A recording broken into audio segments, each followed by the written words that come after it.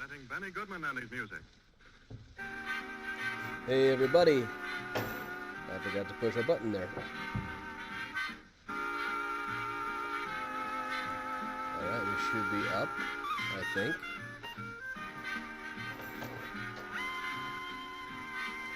Evening, Chris. Can you hear me? Please tell me if you can hear me.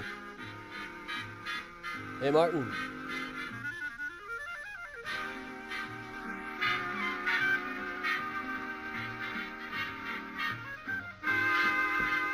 It tells me it's broadcasting. All right. Hey, Kim. Hey, Kurt. Hey, Eric.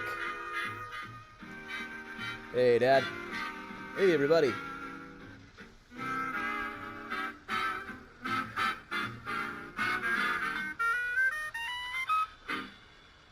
Hey, Kathleen over on YouTube. Hey, Dina and Patty and Carolyn. Assorted Rhythms, all danceable. Check this out. I got this whole, like, cheese plate so I can, like, feed myself grapes. Very decadent. Now, thanks, glad some of you were able to tune in. Sorry I wasn't saying a word on that afternoon live stream. I'm pretty sure I'm not really supposed to broadcast from the legal archives. So, I was just being very, very, very, very quiet. I'm hunting Minnie Wallace data. Hey, Jennifer. Hey, Heather, and everybody, hey, look who's here. Heather is right back behind me. We are at the Union League building today. Hey, Laura, I think the presentation went well. I had a good time. Hey, Lucian. Hey, Melissa. Hey, Joanne.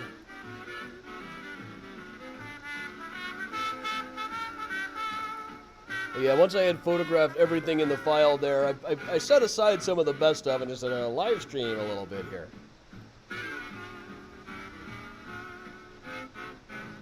Hey, Gary. Welcome to you. You guys see what's behind me there? That's the Leonard Volk Lincoln cast that I talk about on the Rose Hill tour.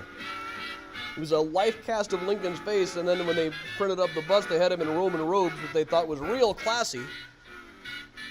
And looks very silly now, I gotta say. Here. We'll walk around here a little. Hey, Lynn. Hey, Katie. You guys see what we're looking at around here? Class and a half. Hey, Dina and Emily and Jordana. Hey, Marita. Hey, Vicky. I gave you a speech here at the Union Club. They've got these particularly classy chairs over here. It's exactly the vibe I go for, other than some mid-century touches that I throw in.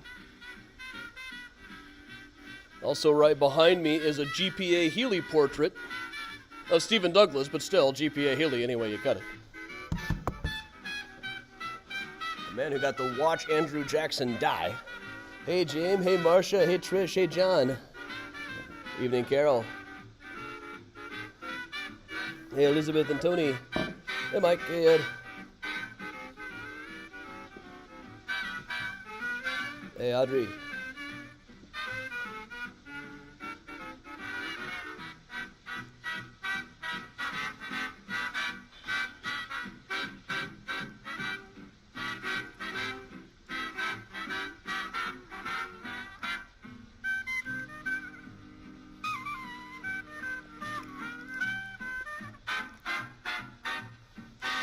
Is the Union League Club open to the public? Not exactly. You can get in for stuff. Oh, you know, they took me up to the 6th floor. There's a portrait of Thomas Bryan, who I talk about all the time. He was a swindling victim of Holmes, who I talked about earlier. He's the founder of Graceland Cemetery. There's a painting of him by his wife that I had never seen before. That's super cool.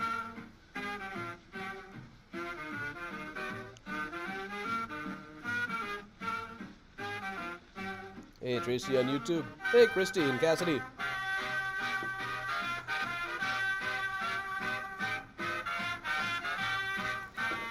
They fixed me up this really fancy tray. Pineapple. You know, they're doing like a World's Fair thing, so there's bits of brownies. Because Bertha Palmer supposedly invented the brownie for World's Fair lunches, and yes, Virginia, I believe it's true.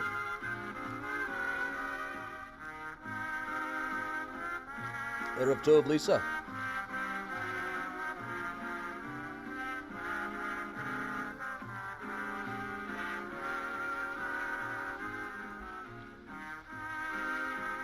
Hey, Bruce.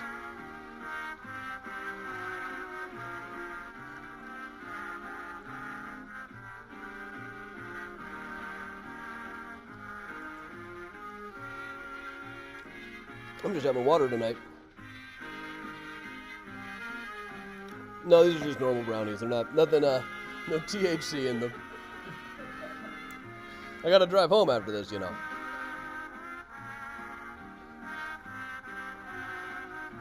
Chocolate covered pretzel. You ever see Mallrats? Hey, you gotta lean on YouTube in Portland.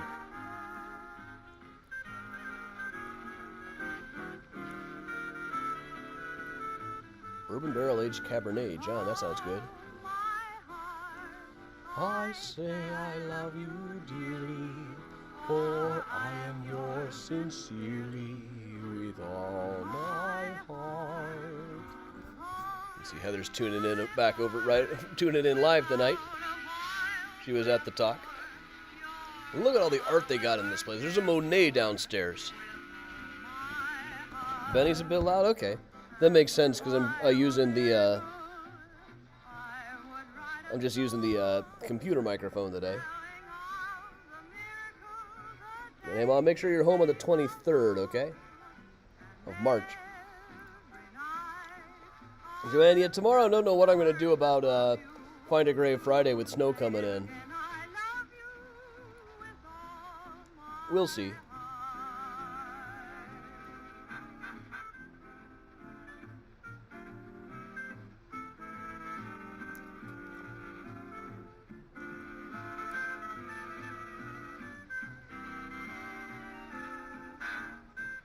Hey, Jeff.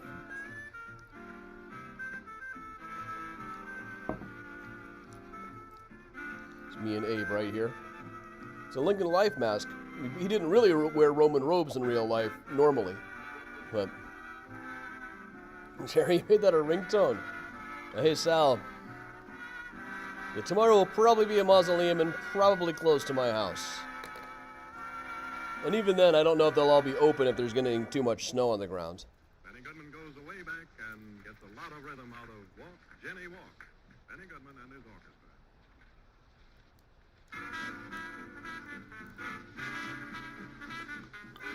Christy, you need a brownie? I'll just like shove this into the, I'd say the CD drive, but this is a modern computer. I'll put this in the USB-C drive and hit send. Hey, Brooklyn.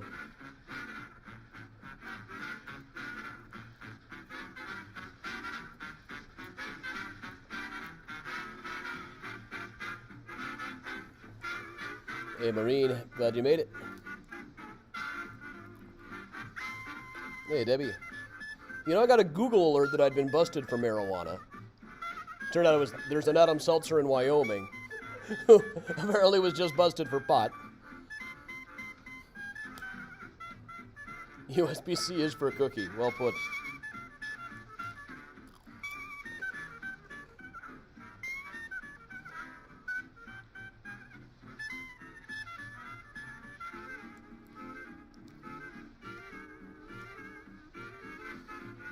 Hey, Donna in Texas.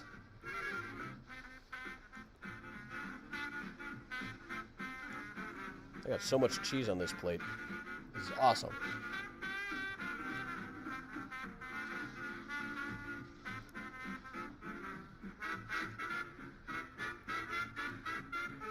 I haven't been in the giant one in Queen of Heaven. Yeah, Pamela, I did a 6 p.m. presentation here at the Union League. So they just let me stick around to do my virtual tour.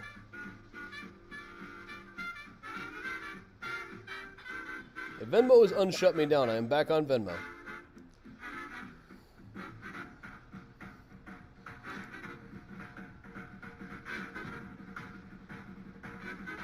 Hey, Stephen Shea and Kalamazoo, Zoo, Zoo.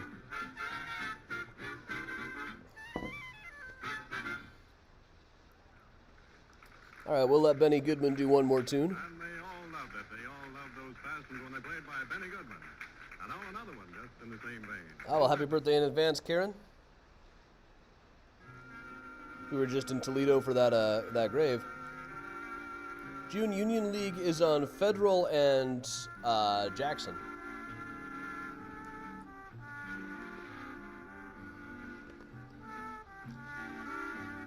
Over my shoulder, that is Abraham Lincoln, is sculpted by Leonard Volk. This bust actually comes up on the Rose Hill tour, so I came in and noticed, I'm like, I did a little bit of squeeing, as the kids call it. Welcome back, Karen. Hey, June.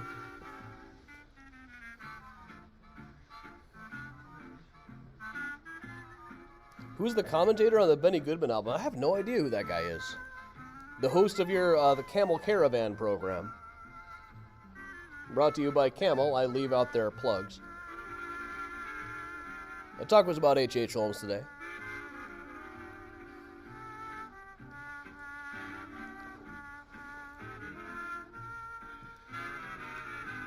Hey, Aaron and Ryder. There is, but also I talk about Annie, the art collector, quite a bit. There's a portrait of her husband, who I guess was the first president of the Union League. It's the kind of thing I usually don't write into Graceland books, like positions people held and offices, etc. Ash, my best bet tomorrow is probably going to be either Rose Hill or Calvary Cemetery. Who did Eternal Silence? That was Laredo Taft. We got Abe looking on. And Senator Douglas, is painted by G.P.A. Healy, who was one of our first find-a-graves. He's at Calvary. We can find him again, I guess. It'll be easy because I know about where he is. Well, no, today is going to be Architecture of Mysterious Chicago, but I did a talk about H.H. Holmes at 6 o'clock here at the Union League Club. It's one of those old-school clubs from the 19th century. They told me they got Daniel Burnham's application on file and Charles Bowler Atwood's, whose probate was not at the legal archives, or they couldn't find it.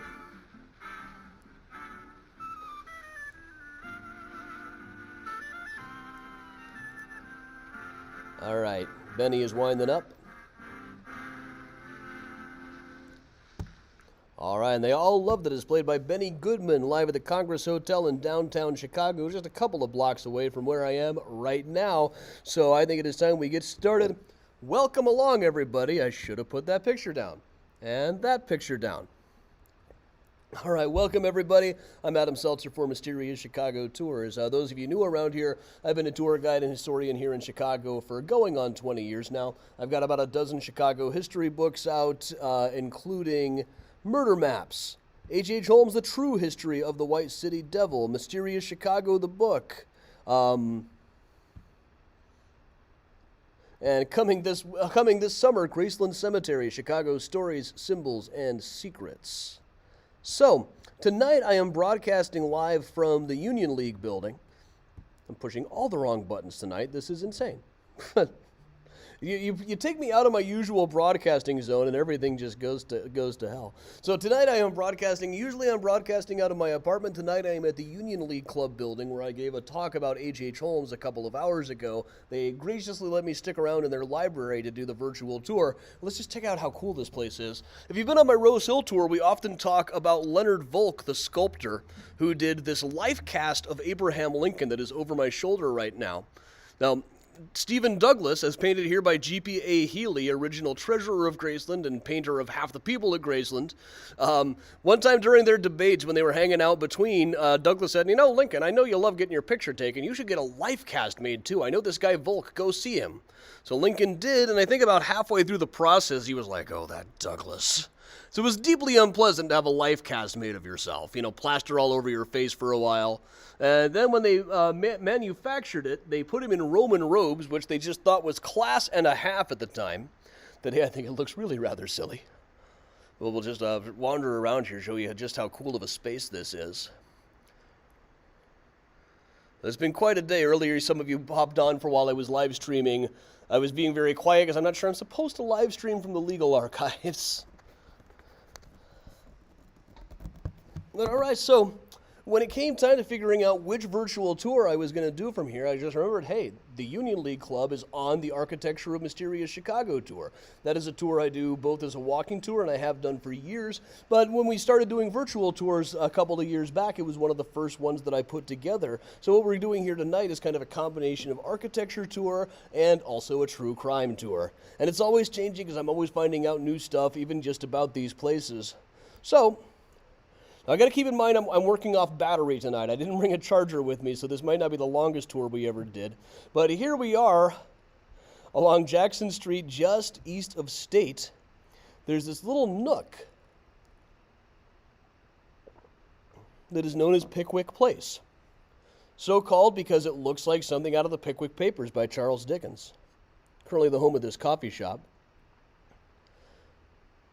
And way back in the day, back in the late 19th century, it was the site of Abson's English Chop House, Chicago's home for English food. Mutton, lots and lots of mutton. In the midst of it, over on the right, that dingy-looking building that you can see there next to the Chop House was Path Saloon in the 1890s. And really, about the only time Pickwick Place ever came up in the news, other than reminiscing about Mr. Abson himself, was talking about all the gambling dens that had been raided in here. It's a narrow little space, but they tended to get raided for gambling all the time. One of the habitués over at Redpath's was Baron von Beedenfeld. Now, Baron von Beedenfeld was a German nobleman who had lost all of his money, drifted to New York where he was working as a street sweeper during the snowy season for a while. Then he married the daughter of the daughter or niece, depending on which version you're reading, of the guy who built the Nickel Plate Railroad. Came into quite a bit of money again, but still had apparently developed a taste for having friends in low places. He would slip down to the Oasis here at Path Saloon, where one night a police officer heard him shouting, "All Turks are cowards." And by Turk, he meant Irishman. That was kind of a slang term at the time. So this police officer said, "Hey, I'm a Turk and I'm not a coward." To which Baron Beedenfeld said, "Oh yeah, let's see how brave you are." Pulled out a gun and shot him to death. Now, he tried to plead self-defense. It was a very difficult trial because all of the people they had as witnesses were people who hung out at Path Saloon. These were not exactly your reliable sources. Columbus R. Cummings is now over at Graceland Cemetery. Beedenfeld himself was acquitted and went back to Germany, where he started writing a book about how weird Americans are. There's a couple of extras from it. I don't know if the whole thing is out there in extant, certainly not translated into English. But Path Saloon was gone not long after that and was replaced by the building that is on our right now in the picture here, which is the Steeger Building by the architects Marshall and Fox. And not quite fancy enough to be a neoclassical or Beaux-Arts style. It's kind of the Chicago school of architecture that streamlined a lot of those ideas, providing what they call a tripartite style. It's a base, a shaft, and a capital, just like an old Roman column. Marshall and Fox is probably better known for building the Drake Hotel. And among the gambling dens that were run out of there were still gambling dens run there even when it was a Steeger Building. Murray the Camel Humphreys was running one of them. He was a former Capone gangster who went on to die in his apartment at Marina City years later. But let's spin around from here a bit. Spinning around, if we were standing in Pickwick Place, what we would see on the other side is the old O'Malley Building, which is kind of the Tudor style. It's a skyscraper that brought back the look of an old, like, Shakespeare-era building. Really, it's the kind of thing you normally think of postmodernists doing, but this is a building from the 1920s. So it's postmodernism before there was any modernism to be post about. And this one was designed by Alfred Alschuler, who did quite a few buildings around the city, but he's... It's not one of those guys where you can just look at his buildings and say, "Oh, there's an Alfred Alschuler," because they're all totally different. What he's probably best known for is he built the London Guarantee Building here in Chicago, this curved one that you see from the river. And also his father was a photographer, Samuel Alschuler, who took the first portrait of Abraham Lincoln with a beard.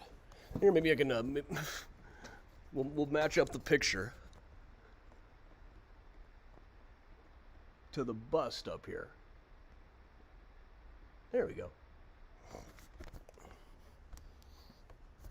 First portrait of a bearded Lincoln.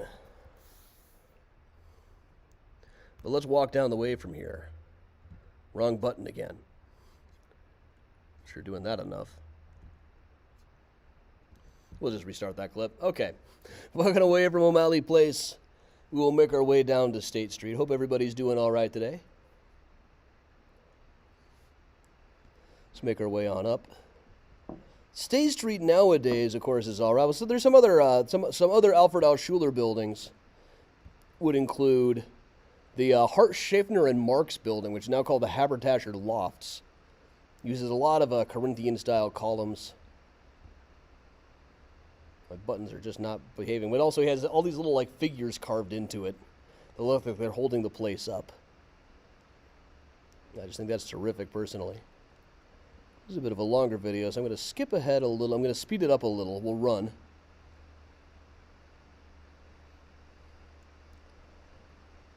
All right, so this section of State Street, not too terribly long ago in history, you would not have been caught here. This was nothing but gambling parlors and sex workers. Nobody ever really got in trouble for robbing people here, because generally nobody wanted to go and admit that they'd been on this street after dark. Except for one guy did. He was strong-armed by a woman named Kitty Adams, who was kind of the demon queen of State Street at the time. She was in the news for robbing people constantly.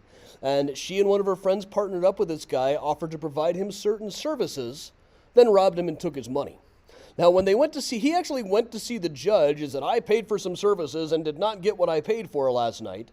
And in court, the judge just kind of threw the book at him and said, this old steamboat was paddling along full of whiskey.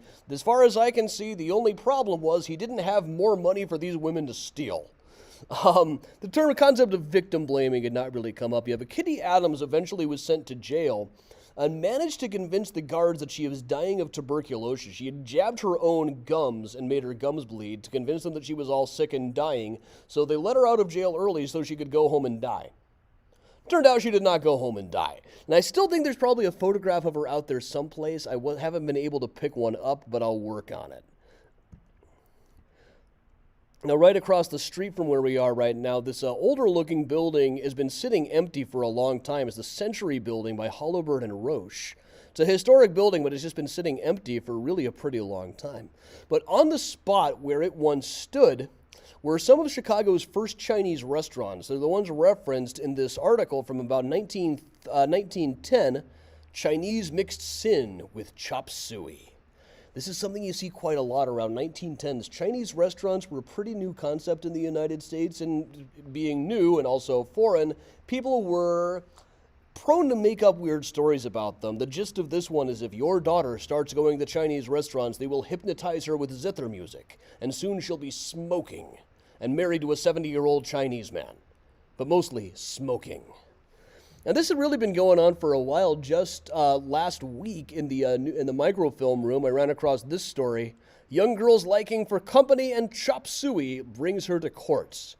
The gist of this was she had been raised by her aunt, decided she wanted to move out and live with her friends, busted up some of her aunt's furniture in the process. That's why she got hauled into court. But in the court, the aunt was just like these kids nowadays with their friendships and their Chinese food. And that was the whole thing, is like she was such a good girl until she started going to Chinese restaurants and hanging out with friends. Horrors. And we laugh at this stuff now, or we should in a way, but really, how many people do you know who believed that MSG was deadly back in the 90s? It's no more deadly than any other, than like salt. Similarly, I remember at the same time in the 90s, my high school chemistry teacher used to tell me that the Chinese restaurant in town was stealing people's cats and dogs to serve up in the food. People still believe that stuff now, so we like to think we're so much better than these people from 1910. Unfortunately, let's just cross the street. They got this terrific mural on what is left of the Century Building. It needs a lot of work before anybody can have it up to code.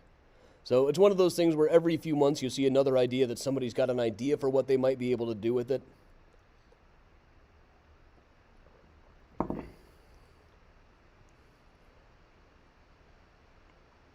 And coming up along over here, you can see the Berghoff Building, which on the end is one of Chicago's only a couple of examples of cast iron buildings that are in Chicago at the time.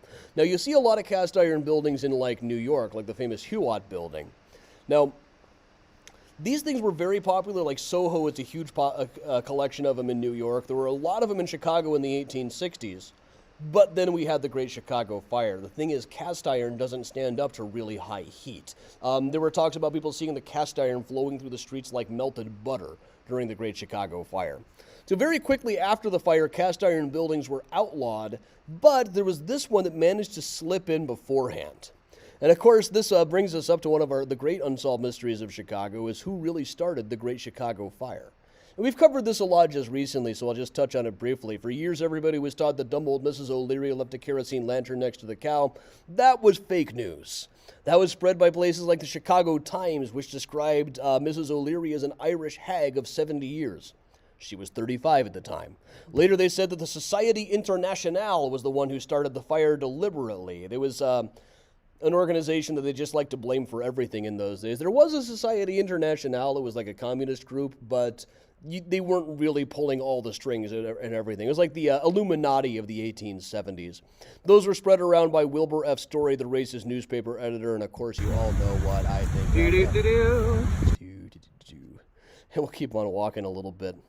Now, these cast iron buildings, we don't know who the architect was, because you didn't usually have an architect with cast iron buildings. They would, you would just get all the pieces and put them together. I would kind of say they're kind of like Legos. They're a little more like constructs, though. Remember constructs? These things? You build.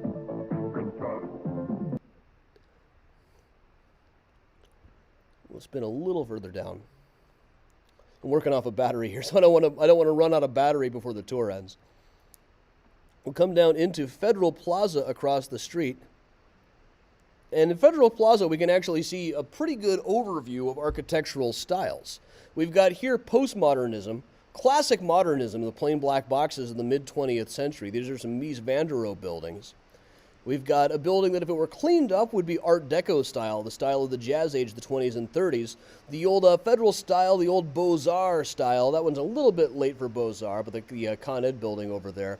And to the right, the Marquette Building in the Chicago School of Architecture, the style that kind of bridged the gap between Art Deco and the old Beaux-Arts neoclassical types. Like, over in the plaza, where we're right now standing is what used to be the old Federal Plaza building, the one that's very neoclassical, very Beaux-Arts, the French word for beautiful arts, the style of architecture that was common in the late 19th century, with a lot of things like a Greek pediment roof. There's a dome there. I sometimes describe this as like if you took the Field Museum and put the state capitol on top of it.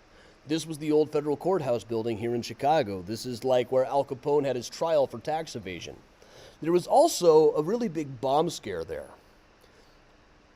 1918, well, previously the biggest form of organized crime in Chicago in the 1910s was what they called Black Hand. If a guy bought a new building for himself, especially an Italian man, he could probably expect he was going to get a letter saying, "Congratulations on the purchase of your new building. Please leave an X amount of money in X location, or we will blow your building up. Signed, the Black Hand." They got away with this for a really long time because extorting people through the mail was not a federal offense. It was just up to the local cops.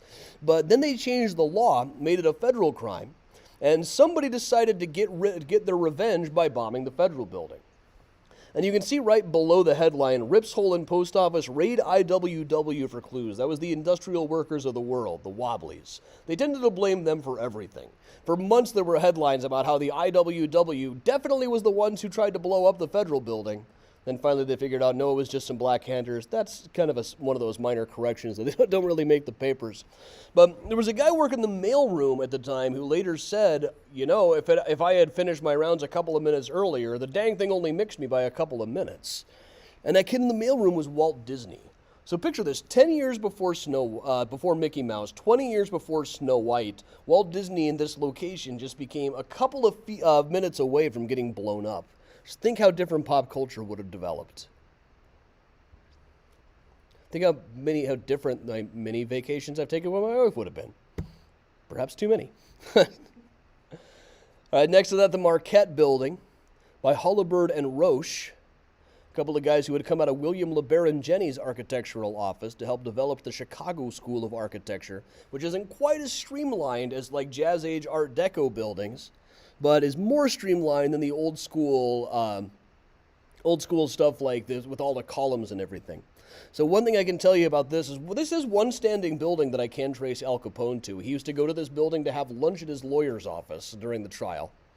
That's most of you always hear these places. Al Capone had a tunnel here or a party pit in here. Most of the places we can trace him to are like places where he had a sandwich at his lawyer's desk. One thing I can trace in here, there was a woman named Gladys the Green back in the day, back in the early 20th century, when driving around in a green car all dressed in green could make the news. And after a few weeks of doing this and becoming the talk of the town, it turned out what she was doing was she was making herself notorious. Then she would go to hotels and introduce herself. Yes, I am the famous Gladys the Green, and initiate affairs with rich men who are in from out of town. Then blackmail them. Now, I'll turn just a bit over here. The Federal Building, classic, almost the perfect example of modernism, the style that developed in the mid-20th century. Then off to the side is sometimes called the Bankers Building or the Clark Adams Building by Burnham and Burnham, the sons of Daniel Burnham, one of Chicago's most famous architects. They just told me here at the Union League they've got his membership application still on file. Definitely want to see that sometime. But this, in the 1930s when it was brand new, it was Chicago's FBI headquarters. Now at the time, one of the things the FBI was going against was John Dillinger, the bank robber. Dillinger was going around robbing banks. Rumor had it that he was robbing from the rich to give to the poor. Total crap. But he was starting to become a folk hero, and the FBI wanted to make it their business to get this guy. So the FBI's G-man here in Chicago, Melvin G. Purvis, made a deal with Anna Sage, the fabled woman in red, who said, yeah, I know Dillinger. If you'll promise that you won't deport me, then I'll get you John Dillinger. I'll tell you what movie we're going to tonight. You can take him afterwards. Eventually, they deported her anyway. But they shot John Dillinger outside of the Biograph Theater, arrested several people connected to him, including a guy named John Probasco, who was a mob plastic surgeon, like that guy in Arsenic and Old Lace, like Peter Lorre in Arsenic and Old Lace. This guy would give mobsters new faces. In Dillinger's case, he filled in a cleft on his chin and tried to burn off his fingerprints. But they took him here to the FBI building to interview him, and he ended up jumping out of the window. And at the time, there were people who said maybe the FBI dropped him out of the window, which tracks. It sounds like the kind of thing they might do. But the FBI was able to say, people could see that window from all over the place. We'd never get away with something like that. Fair point there. Now, let's move down a little ways. We'll walk past these buildings. So you get the bearings of where we are. We're on Adams Street right now. The Clark Adams Building is that one that's on the left that you can see just a bit of beyond all this modernism. And of course, she was the lady in orange, but you could write a lot of songs. People would write poems about her on the wall in the alley, like orange doesn't rhyme with anything, whereas red rhymes with bled, which is what he did, fled, which is what he tried to do, head, which is where they shot him, dead, which is what he was.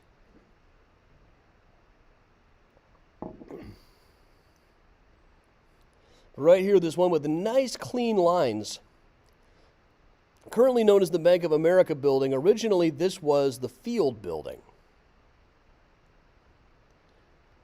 Now, it was built on the site of William LeBaron Jennings' home insurance building.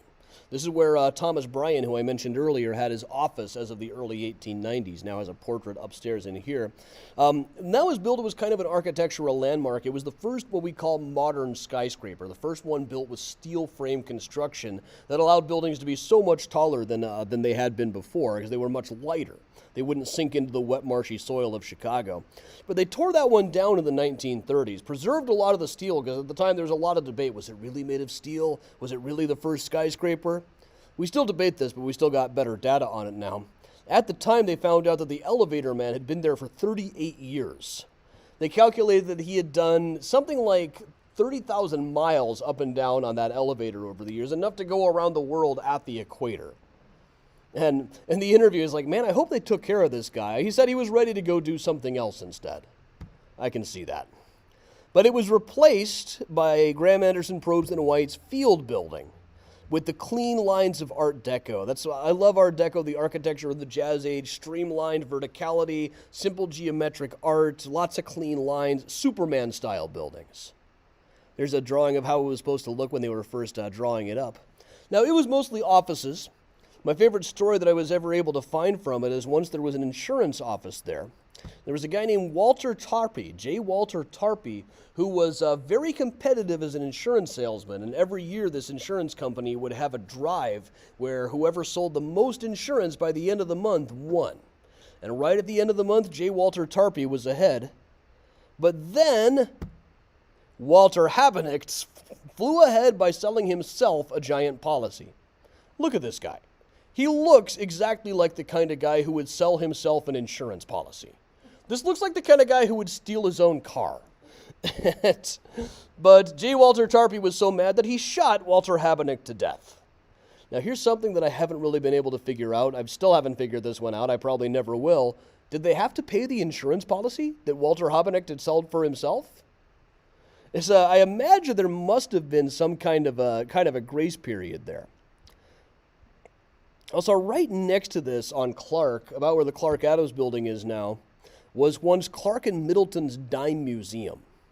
This is probably where Mrs. Johann Hawk just kind of was one of the attractions for a while. She just sat there and let people make fun of her and got like $250 a week for it. Some of the ads there, Big Ella will say goodbye. Last week of Ella Ewing, the tallest human being on the planet. Also see the long-haired princess and Commodore Speck, the human mite. Lady Sword Swallower, Punch and Judy, Giovanni's musical glasses, the living pictures, Houdini, the musician, the magician. So yeah, you've got Ella Ewing, also Houdini. There are some pictures of Houdini hanging out at Clark and Middleton's, or doing his act there. Not to mention real live roosters playing on real musical instruments. That's great because I hate it when I go to see a real live rooster band and they're playing on fake musical instruments. That's just the worst. Or they'll have like one rooster playing a guitar and the rest of them are all just playing, just pantomiming. I hate that. Such a scam. We'll move on here from a little bit. There was one night at Cole and Middleton's Dime Museum that the police came in to give Houdini handcuffs, and they had rigged him up so he couldn't possibly escape. They had put like a slug in the keyhole. And Houdini thought the next day, I'm ruined, but it turned out nobody heard about it. So, walk past club quarters. I've never stayed there. I don't really stay at a lot of hotels in Chicago. You know, I live here. I don't really have to stay in the hotels. I do stay at a club quarters and financial district in New York. Very comfortable place. I mean, they have free snacks. When I'm on the road with school groups, free snacks, that's gold. Coming up on the left here, the Rookery by Burnham and Root, one of the crown jewels of Chicago architecture. And also one of the places where I can trace H.H. Holmes, who appeared in wax dummy form at Cole and Middleton's Dime Museum. H.H. Holmes, the Devil in the White City guy, can be traced here. This was also Burnham and Root, the architects' headquarters. They had an office up on the top floor. Supposedly they could see all the way down to Jackson Park so they could monitor the progress of the World's Fair as it was being put together.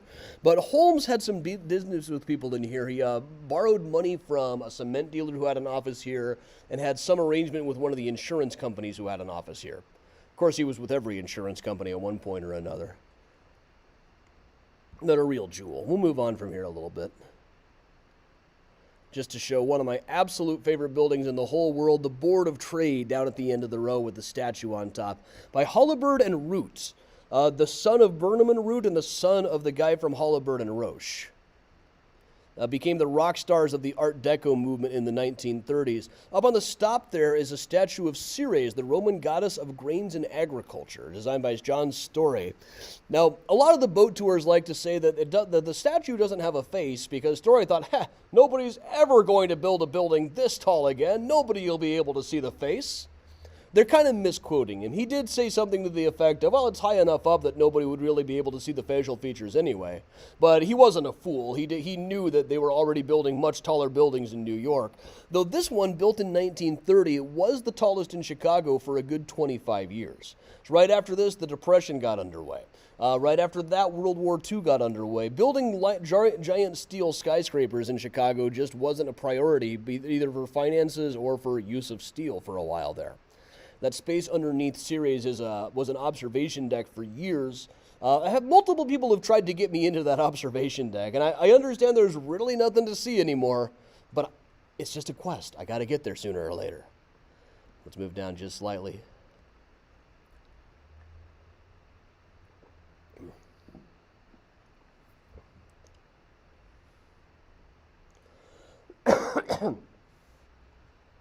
And currently the Wintrust Bank, standing on the site of the old Illinois Trust Bank. And you can see it's very similar. It's got the columns there. Show it again. So really, the Wintrust Bank is kind of like the old Illinois Trust Bank with a whole other building on top of it. And this, you can see the Rookery right next to it over on the left. But this is a shot from the 1910s when the Wingfoot, a blimp, crashed right onto the Illinois Trust Building. Now, blimps were still new. The Wingfoot was actually run by the Goodyear Company. It was the first Goodyear blimp, really. But it crashed right into this glass roof that you can see here, killing 11 people. Now, there's an awful lot of stories around Chicago about buildings that were supposed to have had a Zeppelin landing pad on top. You hear it most commonly about the Intercontinental Hotel over on Michigan Avenue. It is also said about the old American Furniture Mart building, occasionally about a couple others as well. And most of those were after a blimp had crashed into the Illinois Trust Building, killing 11 people. This wasn't enough to stop people talking about blimps. Now, there's no evidence that they ever actually landed a blimp on any of these places for real, but I've always kind of imagined, I bet every time in the 20s when they were putting up a new skyscraper, there was probably a guy every time on the board saying, now we're going to have a landing pad, right? Because, in 5 years, everybody's going to be traveling around by blimp. If we don't have a landing pad, why, we'll be obsolete by 1930. They'd be like, yeah, Herman, we know, blimps, sure. This is a picture of it from the next day. It doesn't look like it would do that much damage. You just kind of busted the skylight. But it killed 11 and injured dozens more. We'll spin around from here. So I'm doing multiple tours today. My voice is taking a hit. Right over here, we've got this plaque on the wall saying that Standard Time started right here. It was the old Grand Pacific Hotel where they had the General Time Convention of 1883. At the time, train problems in algebra class would have been even more difficult because every city just decided what time it was noon by what time the sun was at high noon. So when it was noon in Chicago, it was 11:30 in Des Moines and 12:15 over in Indianapolis. So it was really, now that people were traveling from city to city much faster, it was getting to be trouble. It was very hard for the railroads to keep track of what was going on. So here they had the General Time Convention where they just divided everything up into time zones. So they would all go by the same time. And initially, the jewelers in the city thought, well, hey, this is great. We'll have to sell everybody 2 watches, one for local time, one for railroad time. And, of course, there were people writing editorials like, so now the train companies think that they're more powerful than the sun. But very quickly, most cities started adapting to railroad time and just using that as their standard time. So people managed to just keep the 1 watch. But that was actually done, I think, a little bit further down Jackson Street in the Grand Pacific Hotel. Grand Pacific was one of those places. I could write a whole, if these walls could talk kind of book about the Grand Pacific. Every year they would have the game dinner. I'll show some of the menu of that. Among other things on the menu include antelope, buffalo, woodchuck, canvasback duck, prairie chicken, wild goose, black duck, green-winged teal, red-head duck, black bear, blue-winged teal, spotted grouse, blue-billed widgeon, wild turkey, ruffled grouse. Some of these are probably extinct. Certainly I've never heard of some of these. Yeah, the sand snipe. I thought those were all jack snipe. I thought those were fake. Like snipe hunting, it's like cow tipping. You take people out to do it because they don't know it's not real. Vegetables, plain potatoes. Definitely want some potatoes with this stuff. Boiled buffalo tongue, black bear ham. They would do this every year. But the thing for the Grand Pacific that ties in with today's research is for a while in the 1890s, it was the home of Minnie Wallace. Now, Minnie Wallace, when she was 15 years old, she moved up from New Orleans to marry the mayor of Emporia, Kansas, who I believe was 58 at the time. Days after the wedding, he died of arsenic poisoning. She was acquitted, but she totally did it. And you know what? When you're 58 and you ask a 15-year-old to marry you and then she kills you and takes your money, this one's on you, guy. That's very difficult for me to think to really hold it against her. But she ended up living here with his money at the Grand Pacific Hotel. When she was in her late 20s, she married a guy by the name of John Ketchum. John Ketchum was a wealthy Ohio man who'd been living in Chicago for a while. And I can tell from having been through his paperwork today, he spent a lot of money on horses. It's like there's a whole bill from a harness maker that just went on for pages. But he married Minnie. He was in his late 40s. She was in her late 20s. He died 2 months after the wedding. And naturally, the family was suspicious. They didn't believe she was even married to him. They assumed she must have poisoned him. And she could only really say, well, I can't help it if I'm lucky. Well, she said unlucky. But officially, John died of alcohol poisoning. There was never any official investigation. They looked into it. They did the autopsy, but declared, nope, it couldn't have been Minnie. He just died of having years of drinking too much. He just happened to have married her soon before. And digging around in the archives, some of you joined in this afternoon. I did some sneaky live streams from the legal files. I was going through Mr. Ketchum's probate file. And Minnie's signature is all over this thing. Here's one from today. Usually she would sign her name as Minnie W.W. Ketchum, but there are a couple of times that she uses all three of her last names, Minnie Wallace Walkup Ketchum. And one thing I'll say is, man, they made her do a lot of paperwork to get this guy's money. Now, it was also in the Grand Pacific that Mary Lincoln was living when she was put on trial for her sanity. Now, after one day they just kind of knocked on her door and said, Mrs. Lincoln, you're being put on trial for your sanity. Come with me, please. And she was absolutely railroaded. Her son, Robert, didn't want her blowing all the family money on spiritualists. But based on the trial transcripts or what survives of it, it's very difficult for me to imagine that I would have voted to acquit. The stories that were coming around from her servants and stuff, like one day she packed all of her stuff and very excited because the spirits told her she was going to die the next day. She would talk about the weird voices she would hear inside of the walls that were probably just the next people there. This is a photograph taken by William Mumler, a spirit photographer who was very into taking pictures that had people's ghosts in the background. To this day, we don't know exactly how he did it. We assume that it was some kind of trick, but we still don't know exactly how to this day. That's pretty cool, I think. I mean, I assume he was faking it, but we still don't know how. Here's the site of the old Board of Trade building. A couple of statues that were part of the old Board of Trade and ended up in somebody's yard for a while. I don't want to alarm people, but we're now in a neighborhood that was referred to as the Black Hole of the Chicago Daily Inter-Ocean, full of cheap theaters, houses of ill repute, and whiskey bars. I'm actually parked right in one of these spaces. I didn't plan on that. Okay. Let's zip ahead here a bit. Oh, my battery is perilously low. But here's where we are right now. This, ladies and gentlemen, is the Union League building. I am presently inside their 4th floor library.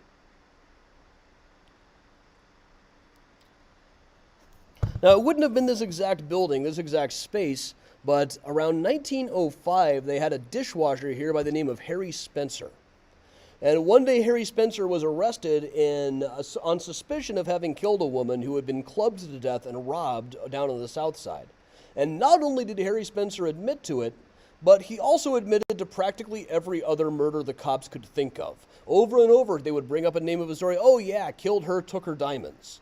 And it was always the same story. He always clubbed them, beat them over the head, or shot them, and always stole their diamonds. Now, the police for a while thought, this is great, we've solved all of the murders. The reporters pretty quickly figured out, like, don't you think this guy ought to be coming up with different stories for how he killed these people? And wouldn't he have had to be in the same place at the same time for some of these? And why isn't he just swimming in diamonds? Because he apparently stole a lot of them. Really, it was about 50-50 what was really the problem here. Part of it was he might have believed some of this. He was an opium addict.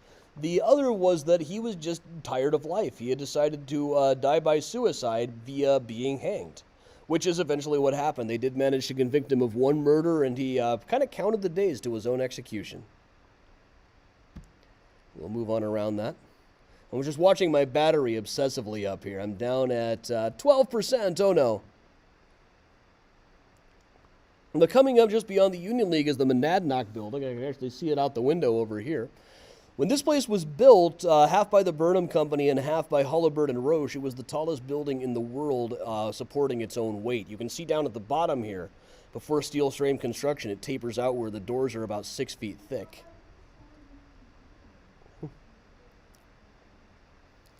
At the time, it was noted, like, the population of people in the building, it was just so large at the time that it was like the 3rd largest city in the state of Illinois on a busy day in there. We'll keep on moving past it. We'll move down a little. One interesting thing on the lease here is for the retail spaces, all of the shops on the first floor have to be the kind of thing they would have had when the building was new. So places like hat shops or tailor shops, sandwich shops. Nothing like a video game store. Ooh, just got the battery alert. We'll spin down to over here. We'll close out today, I guess, with the Fisher Building. The Fisher Building is by the Burnham Company. And this is one of my absolute favorite buildings in the entire city. This gorgeous gold building. The exterior looks about like this. And on the inside, this is one of my favorite things, is it used to be offices, now it's apartments, but they've got the old frosted glass doors with the names on it, including on the third floor, this one for Teal Detective Service. And in the Minnie Wallace probate files that I was going through today, there were several receipts from the Teal Detective Service. I haven't had a chance to read through it all yet. All I had time to do was take pictures of everything, but Teal Detective operated out of here. I think it would be the coolest thing in the world to live in that apartment. Mr. Fisher himself has this columbarium at Graceland. It looks just like a gravestone, but really it is actually a columbarium, a place to hold ashes. It's a gorgeous sign, and down underneath the sleeve there on the left you can see the keyhole. And this was designed by Charles Bowler Atwood, who replaced Root after Root's death at the Burnham and Root Company. Designed most of the World's Fair buildings, like 60 of them overall, but also was prone to disappearing a lot. Burnham later hinted that he was an opium addict. It might have been morphine or some other drug as well.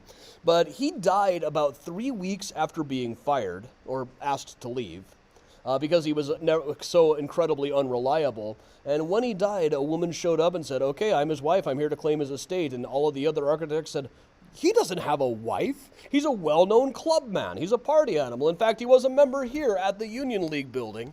They told me they still got a file on him here that they promised to show me sometime. I'm super excited about that, because I think this is a guy who has been really under-researched. I tried to get his probate file. It didn't come up. They said that they dug around in the warehouse and couldn't find it. It was missing. But in any case, we're going to skip. We're gonna wrap up here, as I'm right at the 40-minute mark, which is right where I like to run anyway. And here, really quick, everybody. Here's Miles taking me on a walk around the apartment. I can't do a tour without showing Miles. Where are we going? And this is his favorite thing to do, is he catches this cat catcher toy in his mouth and then just drags me around the apartment with it.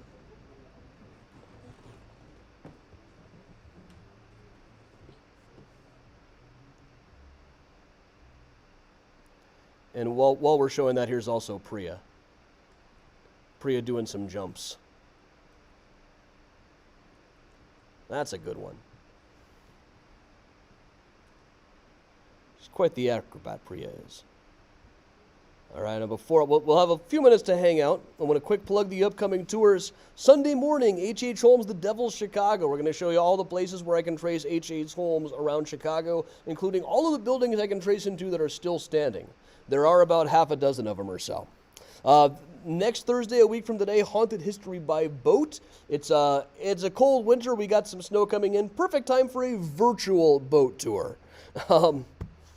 And should you need Mysterious Chicago sweatshirt, t-shirt, hoodie, etc., like these fine Georgia voters, just go to cafepress.com/Mysterious Chicago, including the new Johann Hawk apparel. And with that, everybody, I got a couple minutes of battery left, I believe, so I will put up the thanks button, and we'll hang out for a couple of minutes. Thanks a lot, everybody. I'll leave the Benny off for a minute, just so not to drain the battery. We can hang out of it. So thanks, everybody.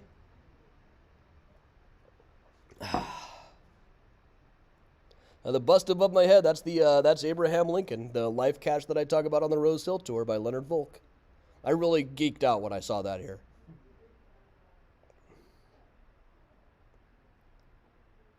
And Sal, the Harold Washington Library microfilm room isn't as good anymore. They're only using the modern machines, which are a lot, frankly, slower. Thanks, Audrey. Have a good night, Christy and Cassidy. I'll probably see you guys in March. Ava, I am at the Union League Library. I gave a talk about H.H. Holmes to them at 6 o'clock. Gary, I went to a few cemeteries in Savannah. Bonaventure, of course. We also went to the Old Colonial Cemetery, and one other whose name is presently escaping me. Kind of a generic name, I remember, but it's where Nellie Kinsey Gordon is. We talk about her quite a bit on the Graceland tours. Most of her family is there. Carol, they just have a pretty good selection of books here. Right behind me is mostly fiction.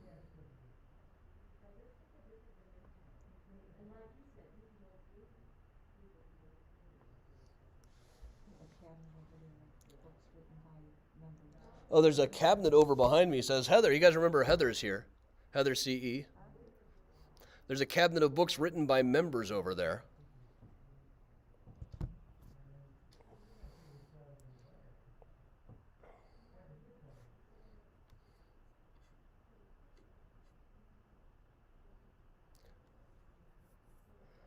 Joanna, I'm sure there's a cemetery in Atlanta worth checking out. I'm looking it up. I will be there on a Find a Grave Friday, coming up in a couple of months. But it's a while out. Gary, have a good time. Check out the Johnny Mercer plot, was my favorite. Greg, I haven't been to too many of the ones in New Orleans, just a little bit. I can't even remember which one I was at. It was just kind of a random one.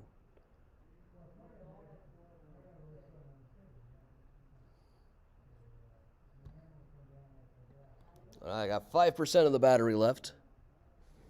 That's enough to hang out a couple more minutes. Thanks, Tracy.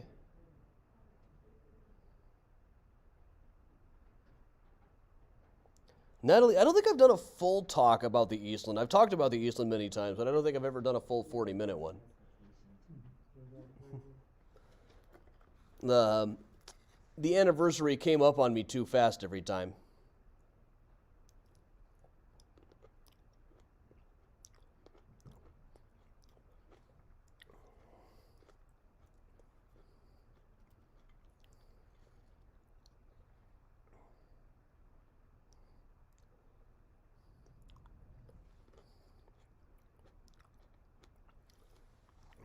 Yeah, I got Lincoln by Volk and Douglas by Healy right behind me here.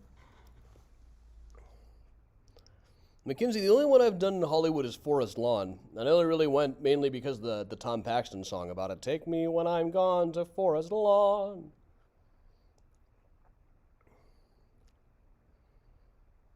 It wasn't nearly as tacky as Tom Paxton made it seem. In fact, it was a little bit too stuffy for me.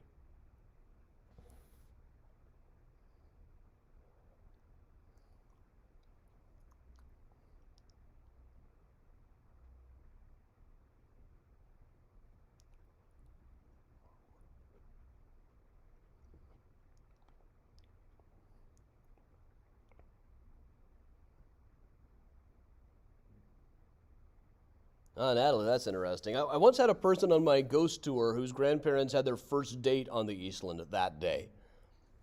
So talk about your worst first date stories. But they ended up together.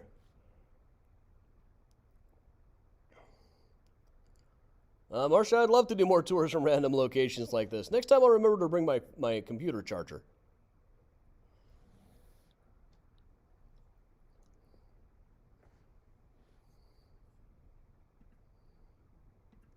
All right, 3%. Tick, tick, tick, tick, tick, tick, tick.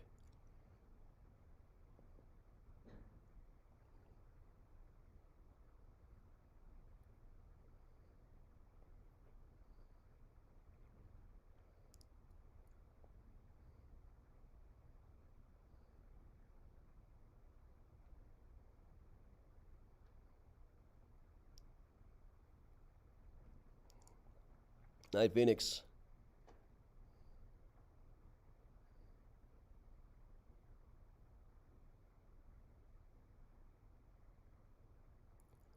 Don't I have family who is married in Pullman?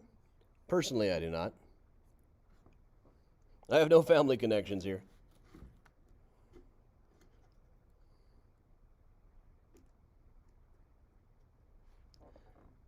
Can I turn the brightness down? It's already down pretty low. Oh, is it snowing already? I didn't think it was going to start just yet. Cool. I love the snow. Love it. Nothing I like better than sitting in my window reading and watching the snow come down.